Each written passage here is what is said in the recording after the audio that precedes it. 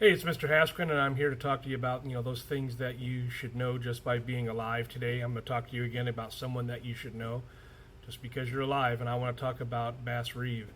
Bass Reeves was born into slavery in Arkansas in 1838, and during the Civil War, he escaped into what is now Oklahoma, and he lived amongst the Cherokee, the Creek, and the Seminole tribes.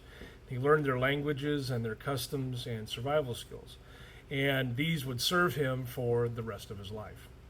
After emancipation, Reeves became one of the first black U.S. deputy marshals west of the Mississippi River, at a time when law enforcement in the West was rough and violent and often deeply racist, and none of that ever stopped him. He served over 30 years as a U.S. Marshal.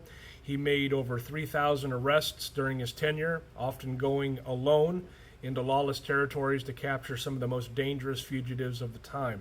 He was a crack shot, a master tracker, and a skilled horseman. He used disguises and stealth and sometimes even trickery to bring his criminals to justice. He survived countless gunfights and never once was wounded. Not once. He also brought most of his fugitives in alive, which, if you know anything about the Wild West, is even more remarkable. Now, here's where things get a little more interesting, because some historians believe that Bass Reeves was the inspiration for the Lone Ranger. Yeah, the masked Texas Ranger from radio and TV fame. And if you think about it, a skilled rider, a sharpshooter in disguise with a Native American guide, kind of sounds familiar, doesn't it? But you probably never learned the possible real-life Lone Ranger was a black man. Now, he was also a man of deep integrity, and in fact, he even arrested his own son when he was wanted for murder.